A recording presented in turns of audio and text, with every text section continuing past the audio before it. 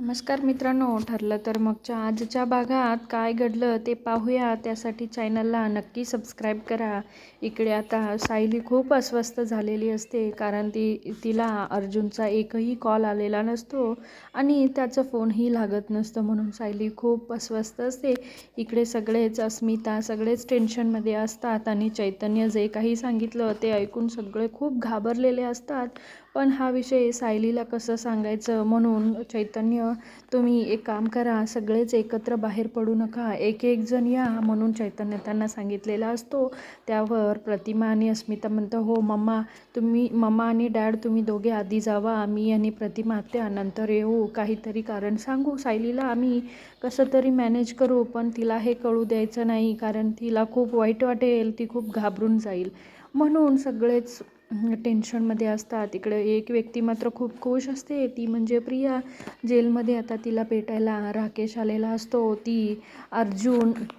अर्जुनची अवस्था खूप वाईट आहे हे ऐकून प्रिया आता टेबलवर चढून आनंद व्यक्त करत असते. मग त्यावरती पोलीस कॉन्स्टेबल म्हणत असते की अगं हे प्रिया, कोणीतरी बघेल, खाली उतर, काय आहे तुझा हा अवतार.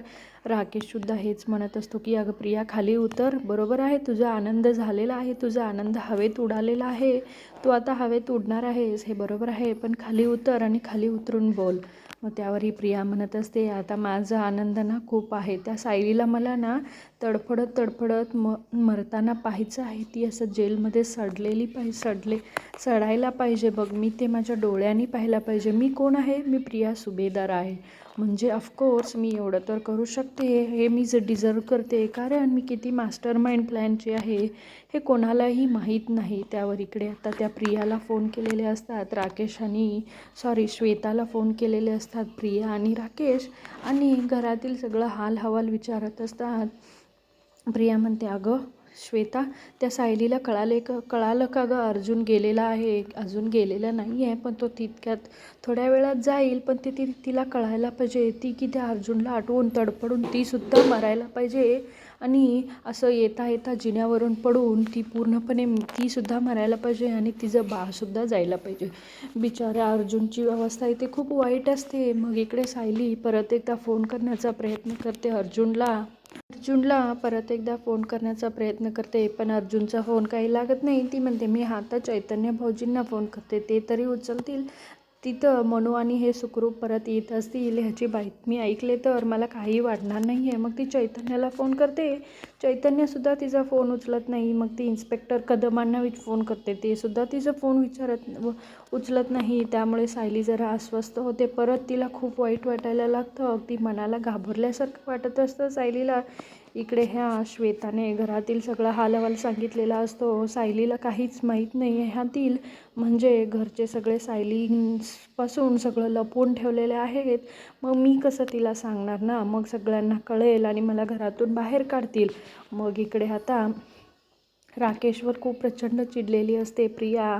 ती म्हणत असते की मी जेलमध्ये बसून एवढं मोठं काम केलेलं आहे, तुम्हाला धड नीट करता येत नाही. त्या मनस्वीला तिच्या विरोधात साक्ष देता यायला पाहिजे, असं तुम्हाला सांग म्हणून सांगितले होते ना मी, मग तुम्ही का सांगितलं नाही? म्हणून ती राकेशवर प्रचंड चिडलेली असते. मग इकडे राकेश म्हणतो, अगं धीर धर, काय करत आहेस तू? अगं अजून आपल्याकडे चान्स आहे, वेळ गेलेली नाही आहे. त्याला मारताना पाहून इकडे आता श्वेता दचकूनच गेलेली असते, ही प्रिया किती डेंजर बाई आहे म्हणून. मग इकडे प्रिया म्हणते, मी कोण आहे? मी प्रिया सुभेदार आहे. मी एकदा उठले ना, माझी आग मस्तकाला गेली ना, मी कोणालाही सोडणार नाही, असं ती म्हणत असते. आता इकडे अश्विनला चैतन्य म्हणत असतो की कसं आहे रे अर्जुन, म्हणजे मी कोणाला कसं पण बोलत असतो, पण मला मन आहे रे, कसा आहे माझा अर्जुन, एकदा सांग ना, तो ठीक आहे, सगळं बरं होईल म्हणून सांग ना. त्यावर आता अश्विनलासुद्धा खूप वाईट वाटत असतं. अश्विन म्हणत असतो की हो दादा, बरा होईल, तुम्ही कोणी काळजी करू नका. पण चैतन्याला हे खरं वाटत नाही, त्याला खूप वाईट वाटत असतं, कारण अर्जुनला खूप मोठी इंजुरी झालेली असते, चाकू पूर्णपणे त्याच्या मणक्यात घुसलेला असतो, म्हणून खूप वाईट वाटत असतं. आणि तितक्यातच कल्पना आणि प्रतापसुद्धा हॉस्पिटलला पोचलेले असतात, आणि ते सुद्धा खूप घाबरलेले असतात.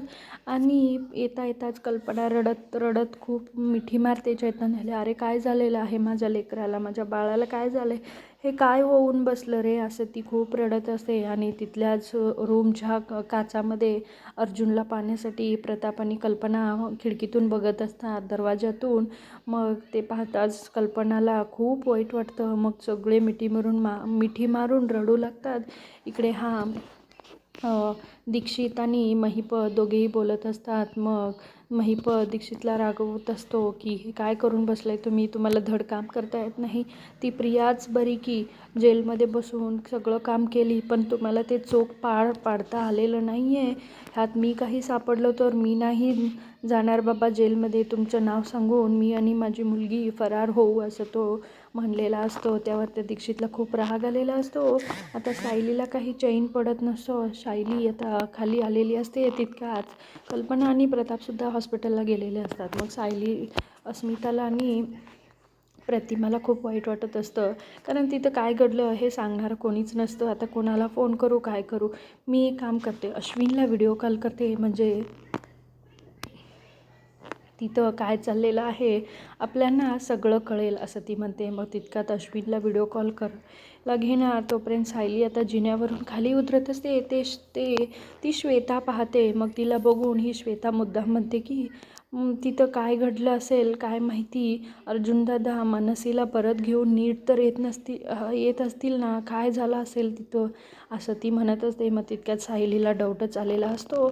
आणि इकडे आता ह्यांनी सगळ्यांनी डॉक्टरांना विचारत असतात की दादा बरा आहे ना, त्याला काही होणार नाही आहे ना. डॉक्टर म्हणजे काय झालेलं आहे नेमकं, आपण काय करू शकतो, नेक्स्ट प्रोसिजर करायला काय हरकत आहे का, असं हे सगळं विचारत असतो. डॉक्टर म्हणत असतात त्यांना खूप मोठी इंजुरी झालेली आहे, मी आत्ताच काही सांगू शकत नाही. हो, पण त्यांना खूप मोठ्या मणक्याला इंजुरी झालेली आहे, असं तो सांगत असतो डॉक्टर. मग इकडे आता सायलीला कळणारच. तितक्यात अस्मिता सायलीला काहीच सांगत नाही, तिच्यापासून लपवते. पण सायलीला डाऊट आलेला असतो, तुम्ही माझ्यापासून काहीतरी लपवत आहे का, असं ती म्हणत असते. मित्रांनो, आता येणाऱ्या भागात जबरदस्त ट्विस्ट आहे. चॅनल पाहायला विसरू नका आणि सबस्क्राईब करून घ्या. इकडे आता सायलीला राहवत नाही म्हणून अस्मिता तिला हॉस्पिटलमध्ये घेऊन आलेली असते. पण सायलीला हे काही चाललंय त्याच्यावर जरासुद्धा विश्वास नसतो. ती अर्जुनला उठवण्याचा प्रयत्न करते, पण अर्जुन मात्र खूप इंज्युअर्ड झालेला असतो. मित्रांनो, मालिकेचे असेच अपडेट्स पाहण्यासाठी चॅनलला नक्की सबस्क्राईब करा. येणाऱ्या भागात जबरदस्त असा ट्विस्ट आहे. बिचाऱ्या सायलीला इतकं त्रास होत आहे हे तिला कोणालाही विश्वास बसत नसतो. सायलीला सुद्धा विश्वास बसत नाही आहे की अर्जुन इथे का झोपलेला आहे, ह्यांना काय झालेलं आहे. तुम्ही तर मला वचन दिलं होतं ना, तुम्ही मनूला परत नीट पोचाल म्हणून. हे काय होऊन बसले आहो, उठा ना, म्हणून ती अर्जुनला पूर्णपणे उठवण्याचा प्रयत्न करत असतो. पण अर्जुन बेशुद्ध असतो, त्याला काहीही कळत नाही. आता येणाऱ्या भागात जबरदस्त ट्विस्ट आहे. चॅनलला नक्की सबस्क्राईब करा. असेच नवीन अपडेट्स तुमच्यासाठी येत राहतील. व्हिडिओ बघितल्याबद्दल खूप मनापासून धन्यवाद.